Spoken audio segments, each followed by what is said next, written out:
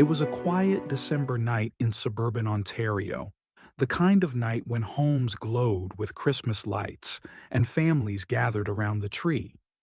Inside the Homolka house, laughter echoed, wrapping up what seemed like a perfect holiday evening. But as the night deepened and everyone drifted off to sleep, something unthinkable began to unfold in the basement. Moments later, a panicked call to 911 shattered the stillness. A young girl was found unconscious, her sister trembling beside her. What had started as a festive family celebration would soon turn into one of the most chilling and disturbing crime stories in Canadian history. A story of obsession, manipulation, and unimaginable betrayal hiding behind the image of a perfect couple. No one in that peaceful neighborhood could have imagined the darkness that lived just beyond their doorstep.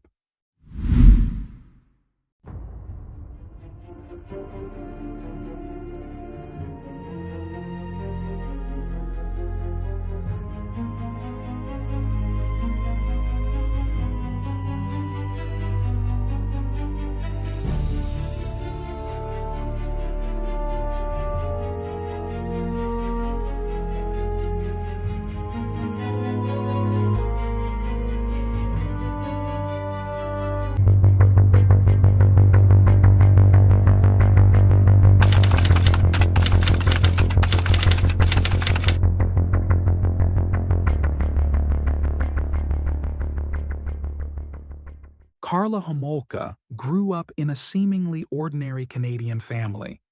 A few years after her parents, Dorothy and Carl, married, their household grew with the arrival of their daughters, Lori first, and then, in 1975, the youngest, Tammy. Carla's childhood was uneventful, filled with school activities and a close family life. As a teenager, she attended Sir Winston Churchill Secondary School, where she quickly stood out. Teachers described her as bright and responsible, while her classmates saw her as someone to admire, confident, outgoing, and always eager to help. During those years, Carla joined an all-girls group known as the Diamond Club, a secretive social circle that encouraged its members to pursue success through charm and ambition, and, as rumors suggested, to marry well. Outside of school, she worked part-time at a local pet store, spending her afternoons caring for animals and chatting with customers. It was in the fall of 1987, when Carla was 17, that her life took a dramatic turn. At a restaurant during a work conference, she met 23-year-old Paul Bernardo from Toronto. Recently graduated as an accountant, Paul was handsome, articulate, and charismatic, the kind of man who seemed to have his future mapped out. But beneath that polished image lay a deeply troubled past. Paul's childhood had been scarred by a tense home life and a mother struggling with severe depression. Despite this, he worked hard to build the perfect facade, excelling in school, taking on extra jobs, and cultivating the image of a charming, successful young man. He was intelligent and ambitious, but also increasingly drawn to control and dominance. In high school and college, Paul's attitude toward women began to shift. He surrounded himself with arrogant, reckless friends, and slowly his behavior darkened. Though he was still attractive and outwardly polite, those close to him began to notice flashes of cruelty. Yet few could imagine the reality beneath his calm exterior. When Paul and Carla met, their connection was instant. Carla was captivated by his confidence, while Paul saw in her the perfect partner, someone who not only adored him, but also seemed to understand and even encourage his most disturbing fantasies. Soon, they became inseparable. Paul showered her with gifts, romantic dinners, and affection. Within months, Carla was wearing a ring he had given her, proudly showing it off to friends and family. But as 1987 came to an end, the city was shaken by a series of sexual assaults targeting young women near bus stops and quiet neighborhoods. The press dubbed the unidentified attacker the Scarborough Rapist. When a friend reported Paul to the police as a possible suspect, he was questioned and asked to provide a DNA sample. Investigators, however, dismissed him as an unlikely offender, a devastating misjudgment that would have tragic consequences later.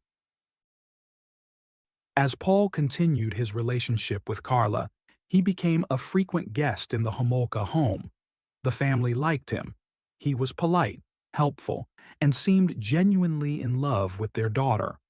After 2 years of dating, he proposed, and Carla accepted with excitement. For her, it was the fairy tale romance she had always dreamed of. By then, Carla had finished high school and was working as a veterinary assistant, while Paul's life began to unravel behind the scenes. He had lost his job but hid the truth, turning instead to cigarette smuggling across the US-Canada border. At the same time, he grew increasingly fixated on Carla's younger sister, Tammy, a disturbing obsession that Carla would later help him feed. In December 1990, just months before their planned wedding, Carla was forced to quit her job after being accused of stealing veterinary drugs. Around the same time, Paul spent Christmas with the Homolka family. He brought along his video camera, capturing cheerful moments, the decorations, the laughter, the three sisters posing for the lens. As the evening came to a close, everyone went to bed. But in the early hours of the morning, Carla dialed emergency services in panic. Her younger sister, Tammy, was lying unconscious in the basement. Sirens broke the quiet suburban night as paramedics rushed to the scene. Tammy was rushed to the hospital, but despite desperate efforts, the doctors couldn't save her. She was only 15 years old. Carla and Paul told authorities that Tammy had been drinking during the Christmas Eve gathering and had simply passed out after overindulging. Carla even claimed that her sister sometimes took tranquilizers, trying to make the story sound plausible. The coroner's report concluded that the death was accidental, the result of alcohol intoxication. 3 months later, the case was officially closed. Neither the family nor the police suspected anything more sinister. To everyone else, it was a tragic accident, a young girl gone too soon. In the months that followed, Carla returned to work at another veterinary clinic and quietly abandoned her plans to attend university, despite being accepted by 2 prestigious institutions. Life seemed to move on, at least on the surface. Then, in the summer of 1991, Carla and Paul finally got married. They arrived at the ceremony in a white horse-drawn carriage, the picture of a fairy tale couple. The wedding was lavish. Champagne flowed. Fine food was served, and guests toasted to what everyone believed was the perfect love story. But while the newlyweds celebrated their union, horror was unfolding nearby. That same night, in a ditch not far from the venue, the body of 14-year-old Leslie Mahaffey was discovered. Leslie had vanished days earlier, leaving her family frantic. She was a bright high school student, spirited but sometimes rebellious. Though she occasionally stayed away from home, she always called her mother or younger brother to let them know she was safe. When she stopped answering calls, her family knew something was terribly wrong. The night she disappeared, Leslie had gone to a friend's gathering and missed her curfew. When she finally returned home, the doors were locked. She walked to a nearby plaza to use a payphone, hoping another friend might let her stay over. No one could. And that was the last time anyone saw her alive. Days later, police made a gruesome discovery. Leslie's remains had been dismembered and encased in concrete blocks, which were later found in a nearby lake. Her braces and dental records were the key to confirming her identity. The brutality of the crime left investigators certain she had been assaulted and tortured before being killed, yet no clear leads emerged. Almost a year later, in April 1992, another disappearance shook the region. 15-year-old Kristen French was last seen walking home from school. Unlike Leslie, Kristen was disciplined, responsible, and deeply loved by her community. She attended a Catholic high school, earned top grades, and competed successfully in figure skating, winning several medals. She adored her dog and never missed their daily walks. So when Kristen's mother realized her daughter hadn't come home at the usual time, she knew immediately that something was wrong. Within hours, police were alerted, and another search began. By the time police began looking into Kristen French's disappearance, they already knew her habits well: where she walked her dog, the route she took home from school, and her punctual routine. It didn't take long for investigators to conclude that this was not a case of a runaway. It was a criminal abduction. Soon it was confirmed that Kristen had been kidnapped in broad daylight in a busy neighborhood full of passers-by who, shockingly, had noticed nothing unusual. At the scene, detectives found fragments of a torn map, one of Kristen's shoes, and strands of her long brown hair. Witnesses came forward, but their statements provided little to work with. Most could only agree on one thing: the abductor's car appeared to be a dark Chevrolet Camaro. Acting quickly, police began tracking every vehicle of that model in the area, following lead after lead until they finally determined that the car was not a Camaro at all, but a gold Nissan. 2 weeks later, on April 30th, 1992, the investigation reached a devastating conclusion. Kristen's body was discovered in a wooded area several miles from where she was last seen. The site, eerily, was only about a mile from the spot where Leslie Mahaffey's remains had been found the year before. Because Kristen's body had not been dismembered like Leslie's, investigators initially believed the cases were unrelated. But behind the scenes, the truth was beginning to surface. Between late 1992 and early 1993, two major events shifted the course of the investigation. First, forensic scientists finally began testing the DNA samples that Paul Bernardo had voluntarily provided years earlier when he was briefly considered a suspect in the Scarborough assaults. Second, Carla appeared at work one morning covered in bruises. Her co-workers were alarmed. The injuries around her eyes were severe. When she claimed she'd been in a car accident, no one believed her. Concerned, they contacted her parents. The following day, Carla's parents arrived at her home and immediately took her to the hospital. There, doctors documented extensive bruising and facial trauma. When questioned by police, Carla broke down. She said she was terrified of her husband. The assaults, she explained, had begun the previous spring and had grown more violent with time. Paul was arrested but released shortly after giving what officers described as a cooperative statement.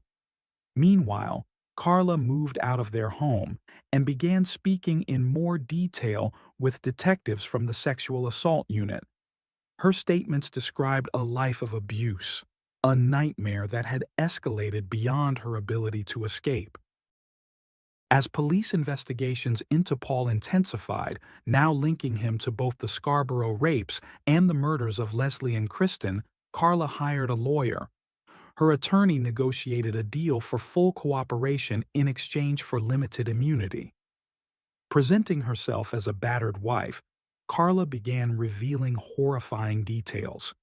She told investigators that her husband was responsible for every act of violence: the rapes, the killings, and the terror that had haunted southern Ontario for years.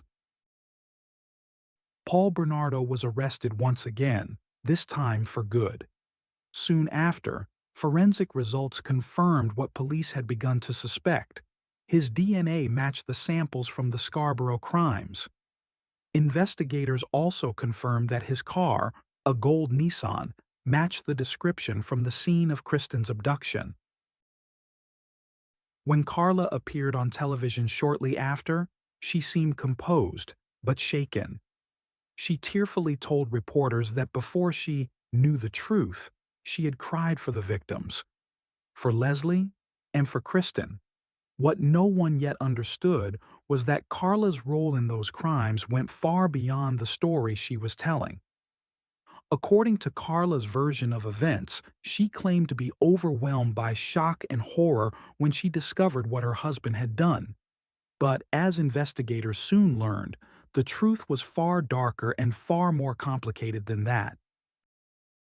When police executed search warrants at the Bernardo home, they were stunned by what they uncovered. The couple's house was a trove of disturbing material: shelves filled with pornographic books and tapes, handwritten descriptions of each abuse Paul had committed, and, most incriminating of all, receipts and DNA evidence linking him directly to the murder of Leslie. Among the items, investigators found a receipt for cement, the very same material used to encase Leslie's remains. But that was only the beginning. Not long after, detectives discovered something that would completely destroy Carla's version of the story: a collection of homemade videotapes. These tapes showed, in horrifying detail, that both Paul and Carla had participated together in the assaults. Carla was not just a bystander, she was an active accomplice. Faced with undeniable evidence, her lawyer rushed to negotiate a deal. In exchange for full cooperation, Carla would serve just 12 years in prison for each of the 3 known victims, sentences to run concurrently. She would also be eligible for parole after a little more than 3 years and serve her time in a psychiatric facility rather than a traditional prison. In return, she had to tell the full truth. She agreed. While undergoing psychiatric evaluation, Carla wrote a letter to her parents that stunned investigators. In it, she confessed what no one had suspected. Both she and Paul were responsible for the death of her younger sister, Tammy. On Christmas Eve of 1990, Carla had given her sister to Paul as a gift. He had often told Carla how attractive Tammy was, and rather than reject his obsession, she decided to make it possible. She obtained sedatives from a veterinary clinic and mixed them into Tammy's drink. Once the girl was unconscious, they applied a chemical anesthetic to her face and began recording the assault in the basement. But the drug proved too strong. Tammy stopped breathing. Panicked, they tried to revive her but failed. Before calling 911, they cleaned up the scene, dressed her, and carried her upstairs to make it appear she had simply passed out after drinking. To everyone else, her family, the paramedics, and the police, it looked like a tragic accident. But the horror didn't end there. Months later, just before their wedding, Carla planned another gift for Paul, this time a living victim. She invited a 15-year-old girl she had befriended at the pet shop where she used to work. The teenager admired Carla, seeing her as a glamorous older sister. Carla offered her an alcoholic drink laced with sedatives, and when the girl lost consciousness, Paul and Carla assaulted her, filming the entire ordeal. The next morning, the teenager awoke groggy and sick, believing she had simply drunk too much. Then came Leslie. Paul encountered the 14-year-old near her home after she'd been locked out late at night. He offered her a cigarette, then forced her into his car. Carla later claimed that Paul had threatened the girl with a knife, while Paul insisted she went willingly. Both agreed that Carla had not been present during the abduction. For the next 24 hours, Leslie was held captive in their home, repeatedly assaulted. They even handed her a stuffed animal, a chilling act of mock comfort. Eventually, she died. Carla said Paul killed her to prevent identification. Paul, in turn, claimed she overdosed while he was out of the room. Both admitted they panicked and tried unsuccessfully to resuscitate her. Then, in an almost unthinkable scene, they hid Leslie's body in the basement while hosting a Father's Day dinner for Carla's family upstairs. Carla made every effort to stop her mother from going downstairs. After the guests left, the couple dismembered Leslie's body and encased the remains in concrete blocks before dumping them in a nearby lake. Their next victim was Kristen. The couple spotted her walking home. Carla got out of the car, holding a map, pretending to be lost. When Kristen approached to help, Paul ambushed her with a knife and forced her into the car. Back at their house, the same pattern unfolded: alcohol, videotaped assaults, and captivity that lasted for 3 days. With Easter Sunday approaching and Carla's family expecting them for dinner, they decided to end it. Paul later blamed Carla for striking the fatal blows. She claimed Paul made the decision himself. Before disposing of Kristen's body, they cut her hair to hinder identification. As the details became public, the case exploded into a national scandal.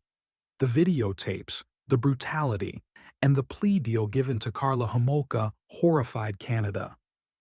Public outrage erupted when people learned she would serve only 12 years for her role in multiple murders. In court, Carla was formally charged with manslaughter, not murder. The distinction shocked the public, but the psychiatric report submitted during her evaluation played a decisive role in shaping the plea deal. According to the psychologist who examined her, Carla had been fully aware of what was happening during the crimes, yet felt utterly powerless to stop it, paralyzed by fear and emotional dependency on her husband. When her trial began in the summer of 1993, it immediately became a media circus. Journalists from across the country flooded the courtroom, eager to capture every detail of the Ken and Barbie killers. But as the proceedings went on, the court imposed strict restrictions. Reporters were asked to leave, and only limited details could be made public to prevent influencing the future jury for Paul Bernardo's trial. In the end, Carla was sentenced to 12 years in prison, a punishment that many saw as shockingly lenient for such heinous crimes. Anticipating outrage, the prosecutor explained that without her cooperation, the truth might never have come to light. He argued that Carla posed little risk of reoffending and that her testimony was essential to convict Paul. 2 years later, in 1995, Paul Bernardo finally faced trial for the murders of Leslie and Kristen, as well as more than 40 sexual assaults. By then, he and Carla were divorced. She testified against him, and the videotapes, which showed the couple's joint participation in the crimes, became key evidence. The trial was closed to the public to prevent the footage from being leaked, but rumors about its contents horrified the nation. Paul's defense tried to destroy Carla's credibility, calling her deceitful, manipulative, and devoid of remorse. But the evidence was overwhelming. On September 1, 1995, Paul was sentenced to life in prison without the possibility of parole. For his safety, he was placed in solitary confinement. Inmates convicted of crimes like his were never safe among the general prison population. Carla, meanwhile, appeared to transform behind bars. She maintained good behavior, earned a degree in psychology with excellent grades, and cooperated with authorities. Surprisingly, despite everything that had happened to their younger sister Tammy, Carla's older sister Lori continued to support her. Lori even encouraged Carla to change her appearance and rejoin the family once she had served her sentence. On July 4, 2005, after serving her full sentence, Carla walked out of prison. She was released under strict conditions. She could not contact other criminals, and she was forbidden from being alone with minors. Just days earlier, Paul had given a new statement to his lawyer and the police. He claimed he had wanted to let the girls go, but that it was Carla who insisted they shouldn't be released, an accusation that reignited public debate. In the weeks that followed, Carla's name once again dominated the headlines. A local newspaper published accusations claiming she was still in contact with known criminals. In another interview, Carla said she simply wanted to rebuild her life, that she understood the conditions she must live under, and that she hated being seen as a danger to children or anyone else. By 2010, reports surfaced that Carla might apply for a pardon, a move that would seal, though not erase, her criminal record. The possibility sparked immediate backlash, and within months, the Canadian government passed new legislation making pardons for serious offenders much harder to obtain. 2 years later, a journalist tracked Carla down. She was living quietly on the Caribbean island of Guadeloupe under a new name. She had remarried and become a mother of 3. Tanned, thinner, and cautious with strangers, she appeared, according to the reporter, to be a devoted mother. Then, in 2017, her name returned to the news once again. Reports revealed that Carla had volunteered at a private elementary school in Montreal. She had accompanied students on a field trip and even brought her dog to a classroom activity.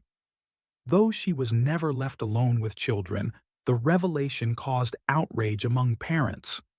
The school quickly updated its policies to ban anyone with a criminal record from volunteering, effectively ending Carla's involvement. The incident reignited a nationwide debate. Can someone with a past as dark as Carla Homolka's ever truly reintegrate into society? Can rehabilitation and forgiveness exist after such unimaginable crimes?